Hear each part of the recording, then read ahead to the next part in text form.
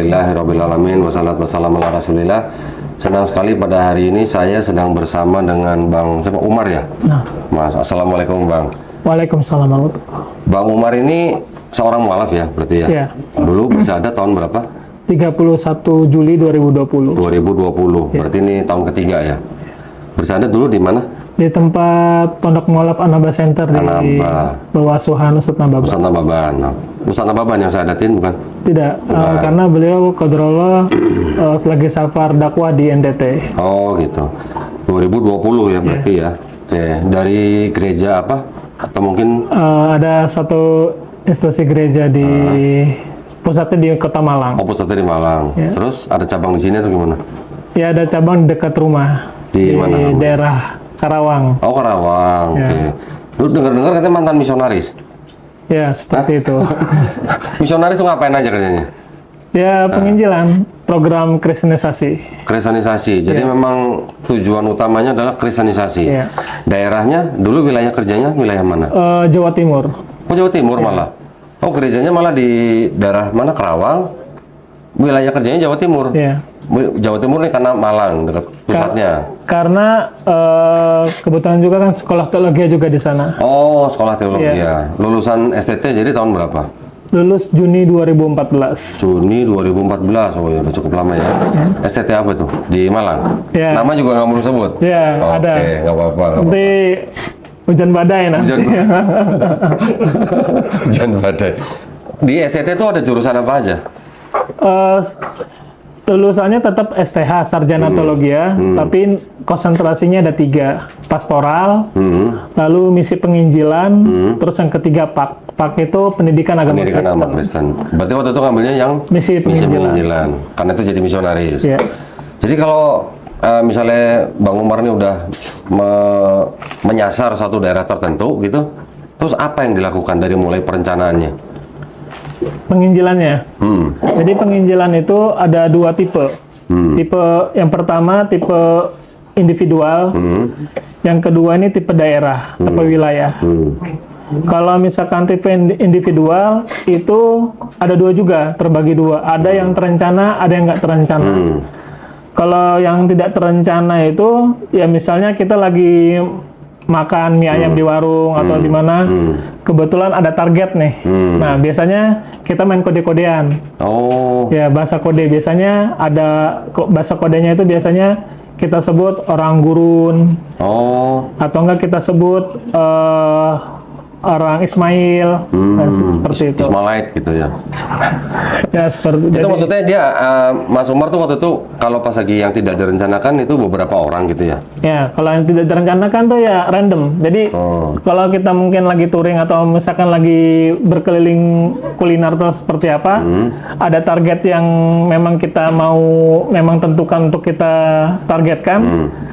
Ada si fulan ini ya udah kita injili gitu. Oh, sudah berapa orang yang dimurtadin sama Mas Umar? Untuk formalnya 20. 20. Untuk yang nggak formalnya di bawah 100. Oh, oke. Di daerah Jawa Timur aja? Ada mayoritas Jawa Timur, yang lainnya di luar Jawa Timur. Di mana? Ada tempat yang dirahasiakan. Oh gitu? Ya. Ada yang dirahasiakan? Karena ini berhubungan sama sistem penginjilan itu sendiri. Jadi mengapa ketika penginjilan, mengapa banyak hal yang depan kamera ya, ada hal yang tidak bisa disebutkan secara gamblang, karena ketika Anda tahu udah dapat nih 20 dengan formal, di situ Anda baru mengetahui bahwa ada orang-orang pendeta-pendeta itu dalam tanda kutip berbisnis, berbisnis dalam penginjilan itu. Bisnisnya gimana tuh? Ya, satu jiwa itu, bila kita bilangnya satu orang itu satu jiwa. Jadi istilahnya tuh orang itu dibilang jiwa. Jadi berarti 20 jiwa gitu. Jadi satu jiwa itu ternyata mempengaruhi pendapatan si pendeta, organisasi atau si pendeta ini dari narasumber uang. Jadi donatur-donaturnya. Jadi satu jiwa nih istilahnya dijual ke gereja gitu? Atau gimana? Jadi donatur kan dari luar negeri. Jadi donatur dari luar negeri mereka merasa terpuaskan, merasa gembira, merasa bangga bahwa Indonesia ini banyak yang Bisa dimenangkan. ya, bisa dimenangkan untuk Yesus. Gitu. Oke. Akhirnya tambah duit lagi biar tambah semangat untuk Mengucur penginjilan. dananya Ya. dari luar negeri. Ya, tambahan bonus-bonusnya banyak di situ. Satu orang bisa dapat berapa itu kalau? Anak kurang paham berapa nominalnya secara spesifik, tapi bisa dilihat dari harta dari mereka sendiri. Jadi ya nggak kaget ada tadinya pendeta ini biasa saja, tiba-tiba punya rumah gede, ada mobilnya, nambah mobil lama jadi mobil baru, tambah motornya. Jadi dari harta-harta yang secepat itu kan bisa kelihatan kok. Padahal jemaahnya biasa aja, tapi kekayaannya bertambah seperti itu. Gitu ya. Sorry, mau nanya yang tadi di STT. Bener nggak di STT itu ada syarat kelulusan? Kalau mau lulus harus memurtadkan sekian orang gitu, betul nggak? Itu 20 tadi. Oh, 20? Ya, 20. Dulu saya tahunya cuma ada 3, ada yang 5, ini 20. 20. Kalau nggak 20 nggak lulus gitu? Tetap lulus, tapi apa ya, dianggap kurang berprestasi ya. gitu ya? Tapi terkadang ya ada makanya Nabi Anak punya teman yang nggak punya basic penginjilan, tiba-tiba dia udah dapat. Oh gitu. Anak nggak tahu caranya gimana. Jadi kalau nggak salah nih, saya juga ada kalau nggak salah ada brosur tuh, yang kalau mau pelulusan dia minimal harus membawa orang-orang dari ring keluarga pertama gitu katanya. Ya, gitu ya. Nanti kalau nggak baru dari ring kedua gitu ya. Ini 20 orang. Ya, 20. Okay. Atau bisa ada pilihan lagi. Kalau misalkan dia nggak bisa 20, ada yang 10. Oh gitu. Ada yang 10.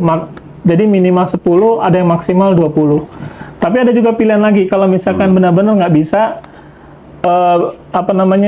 cari kader yang bisa masuk sekolah teologia. Jadi itu nilainya 2. Oh gitu. Nilainya 2. Jadi kita bisa bawa orang masuk STT itu juga ada nilainya. Ya, karena kader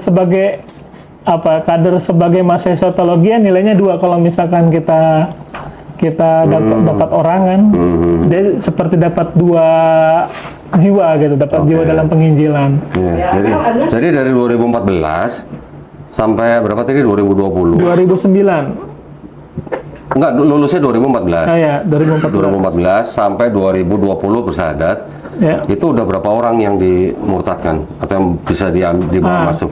Justru kalau misalkan 2014 sampai 2020 malah kurang drastis. Yang banyak di tahun berapa? Waktu masih mahasiswa. Oh gitu. Ya, sebelum lulus berarti. Ya. Oke. Karena tadi pertama baru memahami bahwa banyak bisnis. Malahan ada pendeta dia karena saking butuh dananya itu buka forum sembako. Jadi acaranya buat sembako, tetapi itu di kameranya itu penginjilan. Padahal hanya bagi-bagi duit aja sembako. Supaya jadi di dalam kamera ini banyak orang yang masuk Kristen. Padahal ini cuma acara sembako biasa. Akhirnya ketika masuk kamera diliput di dalam kamera, diedit segala macam, kasih ke narasumber ya udah turunlah duit. Jadi kelihatan banyak. Ya, gitu transferan langsung. Ada juga ya ternyata gitu ya. Jenjang karir. Jadi dulu waktu masih kuliah sebelum lulus itu memang wilayah kerjanya memang daerah Jawa Timur. Ya, Jawa Timur. Bisa kasih contoh nggak? Misalnya situ sama teman lagi di warung misalnya, terus ada Ismailite gitu, ada orang Ismail gitu. Biasanya apa duluan yang diomongin misalnya? Biasanya kalau misalkan kita mau penginjilan, yang pertama jangan tanya agamanya langsung.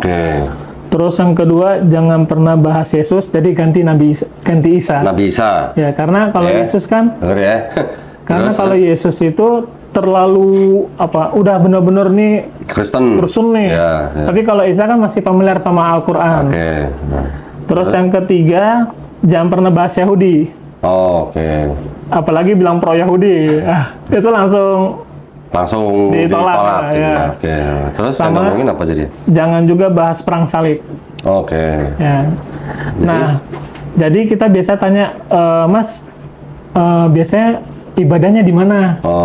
Gitu. Jadi ibadah ini kan umum. Kalau misalkan dia tunjuk pura, ya berarti udah ketahuan nih identitas agamanya. Kalau misalkan dia bilang, oh masjid di pertigaan misalnya, atau musola di perempatan, udah ketahuan nih berarti identitas agama. Jadi dari situ kita paham dari pertanyaan yang sederhana.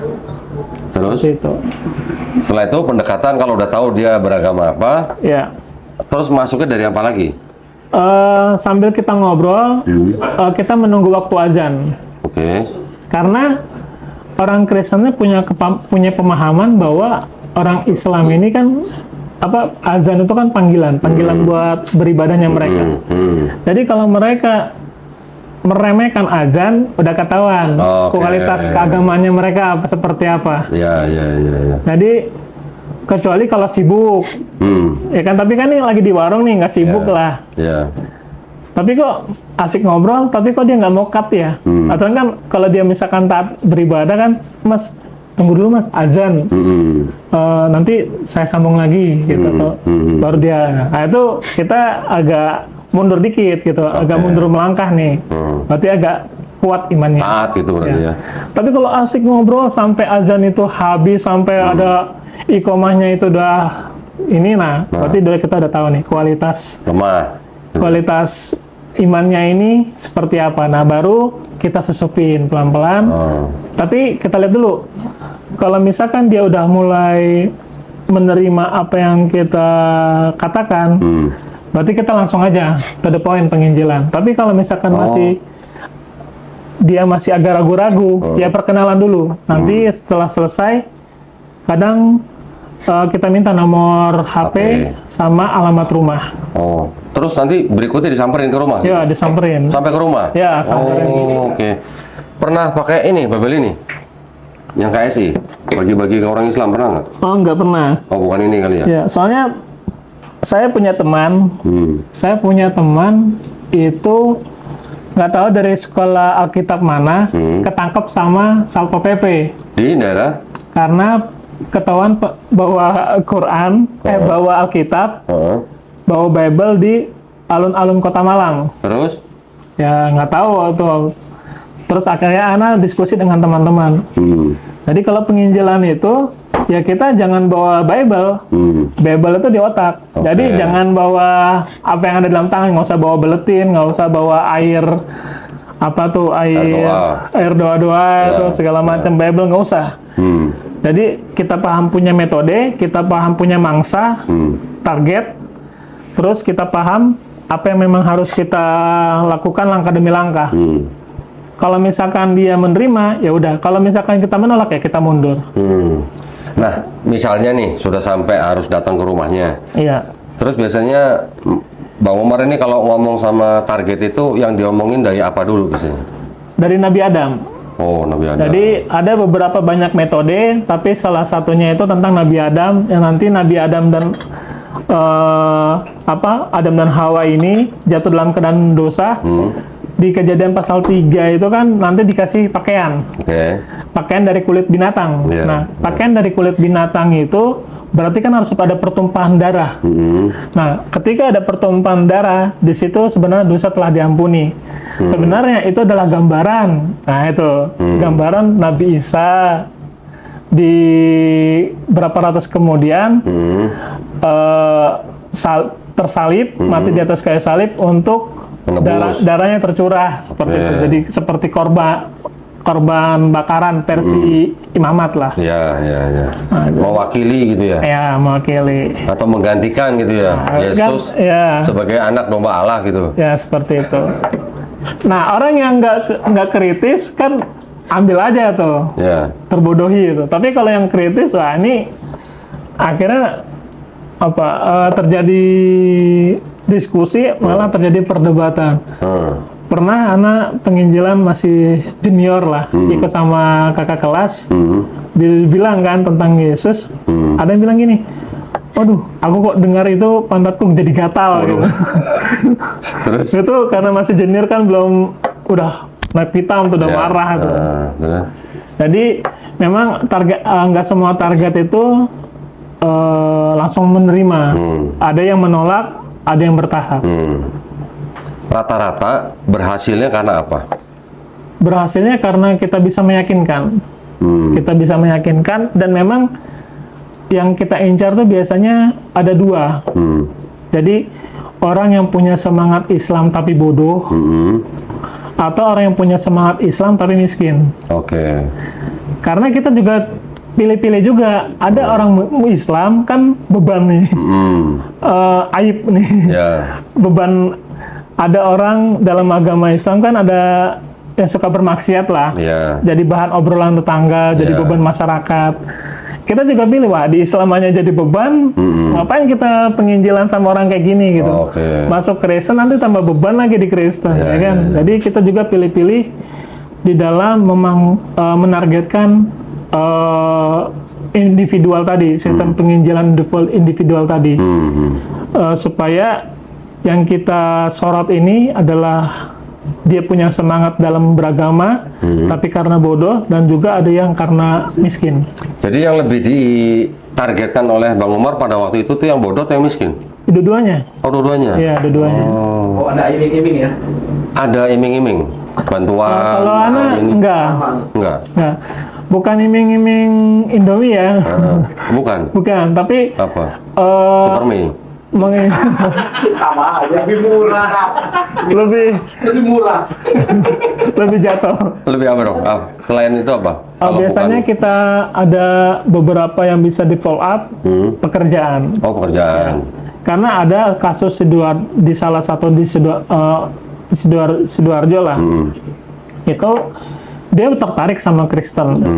Tapi karena dia pekerjaannya terbatas, dan juga dia masih dibantu sama mertuanya, jadi dia agak sulit untuk masuk. Nah, di situ kita mulai mikir nih, berarti kita ini jangan cuma penginjilan, tapi bagaimana bisa menjawab kebutuhan mereka ketika mereka udah jadi Kristen. Nah, disitulah Ana dan beberapa teman juga berusaha cari link gitu, cari link buat menjawab persoalan seperti ini di lapangan. Jadi tadi yang misalnya ada 20 orang nih udah dapat nih, udah masuk Kristen nih, itu semuanya diserahkan ke gereja? Ada yang diserahkan ke gereja, ada yang kita bina, ada juga yang dilepas. Binanya di mana? Ada tempatnya gitu? Enggak, Bina? di pertemuan aja. Misalkan kan kita kan weekend. Jadi Senin sampai Jumat siang itu kan kita ngampus. Jadi ada Jumat sampai Ahad sampai Minggu kita pelayanan weekend. Nah, di situ kita titik temu. Oh, kayak diundang. Ya, jadi namanya itu value atau revalue, ada istilahnya. Jadi bagaimana kita bisa membuat orang ini tambah yakin, bahwa Kristen ini adalah agama yang benar. Jadi yang namanya penginjilan atau kristenisasi itu memang beneran ada ya, Mas ya? Ada. Mas Umar nih saksi hidup nih berarti ya, mantan pelaku gitu ya? Ya, seperti itu. Bener ya berarti ya. Dan itu setiap mahasiswa STT itu memang dibebankan kewajiban seperti itu? Enggak juga. Oh, enggak semua? Ya, enggak semua. Jadi, khusus yang jurusan misi penginjilan itu ya? Ada, jadi memang ada background yang dia jadi pendeta, ada yang background jadi guru agama, ya ada yang background juga jadi misi penginjilan. Oh, oke. Berarti tidak semua mahasiswa, tergantung jurusannya. Iya. Itu berarti memang untuk terjun ke setiap daerah kerja itu memang sudah ada SOP-nya gitu ya? Iya. Wah, keren ya. Pakai nama apa tadi? Orang Gurun. Ya, orang Gurun, orang Ismail gitu ya? Ya, itu. Hah? Kenapa? Ada yang mau nanya? Jurusan yang paling mudah di kristenisasikan Apa, Bu? pada saat di kampus di jurusan apa? Jurusan yang paling mudah apa? Di Kristen kamu. Kan ini STT, kok dikristenkan, Bu? Justru mereka yang mengkristenkan orang Islam. Bukan, pada waktu itu loh, pada waktu di kampus kan aja di kampus. Gitu. pada saat di kampus itu kebanyakan anak-anak kampus itu yang bisa dimurtadkan itu yang ambil jurusan apa gitu. Mungkin Kok dimurtadkan? Orang mereka Kristen kok dimurtadkan gimana, Bu? Sekolahnya sekolah Kristen. Sekolahnya sekolah Kristen ini, Bu. Iya, jurusannya apa? Iya, kayaknya yang dimurtadkan. Tadi kan ceritanya kalau nggak salah di kampus ya. Waktu dia kuliah, memurtadkan orang paling banyak waktu dia Memurtadkan orang di luar kampus. Di luar. Gitu. Memutarkan orangnya di luar kampus. Iya, Bukan di iya. area kampus. Bukan. Kampusnya- Ya satu kampus Kristen semua gimana? Masa dimurtadin, Bu? Oh, iya. Oh, gitu ya. Jadi memang ada ya. Ya. Dan sampai sekarang masih ada. Oh, dari Aceh sampai Papua komplit. Gitu ya. Ya. Mas Umar tahu nggak kira-kira kalau seluruh Indonesia ini itu dibagi berapa wilayah? Tergantung daerah masing-masing. Jadi tergantung provinsinya masing-masing. Jadi kalau jumlahnya provinsi segitu ya berarti segitu. Jadi nggak main wilayah barat, tengah, timur. Jadi Oh, sesuai dengan provinsinya masing-masing. provinsi di mana ada STT gitu? Oh, enggak juga. Enggak juga. Enggak juga. Jadi kita mau targetkan di provinsi ini ya provinsi ini. Oh, gitu. Nah, jadi nggak main barat, tengah, timur atau utara, selatan enggak. Setelah Mas Umar lulus dari STT 2014 sampai 2020 malah tidak melakukan kristenisasi lagi. Ya. Nah, terus ngapain itu? Di Yayasan Rehab. Oh, Yayasan Ya, Rehab. karena memang waktu itu sempat juga pengen kan, pengen udah keliling ini juga, ya sempat kelilingin sedikit lah wilayah di situ, pemetaan namanya, pemetaan Oke. wilayah. Tapi pemimpin yayasan itu pernah bilang jangan melakukan seperti itu karena pada saat itu momennya kebetulan kan yang di Ungaran ini kan anak yayasan di Ungaran ini punya cabang di daerah di tempat yang lain. Nah, di tempat yang lain ini itu pada saat itu lagi mengalami tekanan dari organisasi FPI. FPI? Ya, Oh, di terus? daerah Temanggung. Oke. Jadi dikira ini adalah yayasan kristenisasi. Akhirnya udah kedetek nih, gitu, udah kedetek. Jadi memang, wah, Masya Allah, FPI itu organisasi yang selalu bentrok dengan penginjil. Gitu ya? Ya, makanya kalau ada orang Islam yang kurang suka FPI, Nah, berarti ada sesuatu gitu. ada sesuatu. Jadi hotel gitu.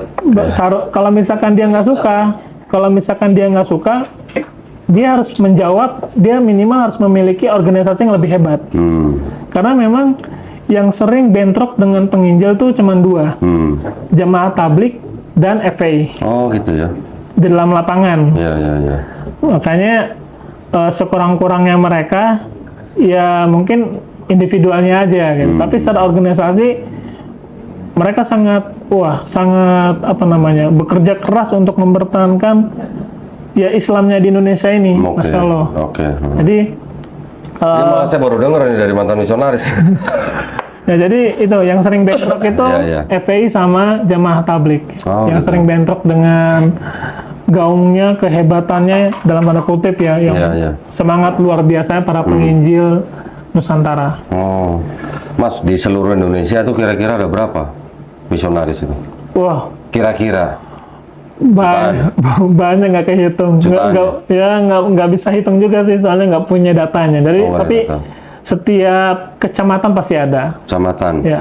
Terus kalau jumlah umat Islam di seluruh Indonesia yang murtad ada datanya nggak? Di Indonesia nggak punya. Nggak ada. Ya. Ada yang bilang setahun kata 2 juta umat Islam murtad katanya. Ya, tunjukkan aja coba datanya. Karena Nggak pernah lihat datanya? nggak pernah lihat. Oh, oke.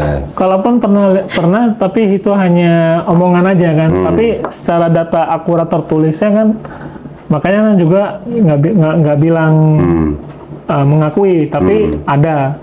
Maksudnya ada yang dimurtadkan, tapi untuk angkanya itu saya kurang paham Oke. karena memang nggak punya datanya. Nanti bisa didelik nanti. Iya, iya. Nah, kalau targetnya biasanya nih, kan kalau tadi kan Mas Umar kan targetnya kan yang tidak direncanakan tadi. Kalau yang direncanakan bagaimana? Nah, individu yang direncanakan itu memang udah jelas. Target gitu. Ya, orangnya siapa, ininya siapa, misalkan orang kunci biasanya. Oh, oke. Orang Di kunci. sebuah desa. Ya, Oke. jadi udah disasar memang. Oke. Itu sering berhasil. cukup sering karena apa itu nanti larinya ke wilayah nanti penginjalan wilayah. Karena kalau penginjalan wilayah itu kan uangnya lebih tebal, maksudnya kekuatan uangnya lebih banyak. Karena kekuatan uang itulah nanti menjawab permasalahan masyarakat di situ. Misalnya ada masyarakat yang bermasalah sama pertanian, di situ muncul. Ada masyarakat Islam yang bermasalah sama nelayan, perikanan. Di daerah nelayan, di situ muncul. Ada masyarakat Islam yang bermasalah dalam gempa bencana, misalkan, di situ muncul. Ada yang di Bali, salah satu daerah di Bali itu kekurangan air bersih. Akhirnya dibikin sumur bor. Tapi bilangnya bukan kristenisasi, bilangnya buat masyarakat umum. Tapi minimal sebenarnya mereka yang menunjukkan eksistensinya saja. Tapi kalau misalkan mereka sudah mendapatkan hati, nah baru di situ. Jadi tidak mungkin mereka memberikan dana tanpa ada sesuatu ya. Ya, timbal balik seperti itu. Berarti mereka ambil hatinya dulu nih. Gitu ya. Atau enggak paling tidak nanam budi dulu berarti ya. Kalau orang udah utang budi, nanti diajak ke gereja susah nolak gitu ya. Betul. Oke, nah ya, jadi teman-teman ya, para pemirsa ya.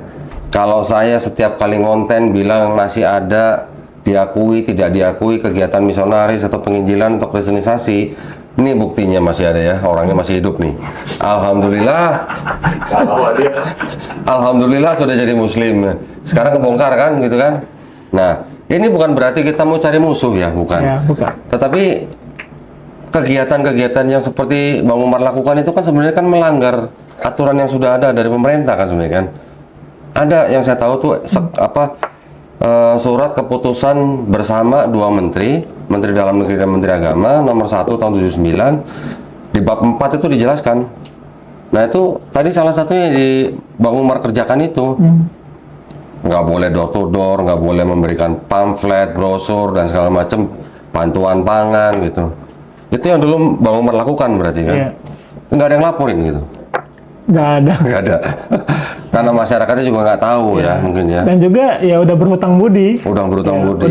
Udah hatinya kan udah kepegang. Kalau hatinya udah kepegang kan mau gimana? Apalagi masyarakat Indonesia ya. Istilahnya ibarat kata, masyarakat Indonesia kan Masya Allah ya, Lia Eden aja ada pengikutnya seperti itu. Iya. Sekelas Lia Eden aja ada pengikutnya gitu. Apalagi orang Nasrani yang melakukan penginjilan pasti ada, pasti ada pengikutnya, itu pasti ada. Pasti ada ya. Pernah nggak Mas Umar pada waktu penginjilan itu membacakan ayat-ayat Quran dan memelintir-melintir artinya? Iya. Pernah. Tapi hanya sedikit aja. Jadi misalkan tentangnya itu tadi Adam dan Hawa. Jadi kita pakai nama istilahnya Nabi Adam. Walaupun di Bible kan nggak ada tuh Adam dibilang Nabi. Ada Bible yang bilang Nabi ada. Oh ya ada. Nggak semua sih. Dikit banget. Namanya Bible TZI. Nah, itu ada sebut Nabi Sulaiman, Nabi Daud, Nabi Ismail, semua disebut Nabi. Yang ini berarti versi LAI. Jadi versi LAI itu kan bilang Adam gitu, langsung Adam. Jadi kita bilang Nabi Adam, Siti Hawa, gitu. Jadi Nabi Isa. Jadi hal-hal yang aromanya Islamik lah, supaya Kristen ini tidak Kristen ini tidak ditolak. Pendekatannya gitu ya. Pendekatannya. Tapi gini Sat, ada satu lagi Sat. Jadi selain kalau misalkan kan mereka kan punya visi dan misi besar bahwa Indonesia ini supaya diserahkan sebagai umat Tuhan gitu. Jadi biarlah Indonesia ini bilang menjalik ya, menjadi kerajaanmu di bumi seperti di surga. Waduh. Keren dong. Gitu ya. Ya, itu yang pertama. Tapi kalau itu tidak terjadi, mereka akan berupaya sekuat mungkin, ya udah mereka tetap Islam, tapi Islamnya rusak. Islamnya yang punya keyakinan lemah terhadap Al-Quran dan As-Sunnah. Jadi pegangan mereka. Jadi kalau mereka tidak bisa mengkristenkan, mereka akan berupaya bagaimana ya mereka tetap agamanya seperti itu, tapi agamanya yang jauh dari dasar pemahamannya mereka, yaitu ya sumbernya kan kalau kita kan Al-Quran dan As-Sunnah. Nah, berarti ini kan kita tadi udah dengar cerita nih, Bang Umar nih, pengalamannya dari mulai menjadi mahasiswa STT, melakukan kristenisasi ya, sampai lulus, kemudian direhabilitasi gitu kan.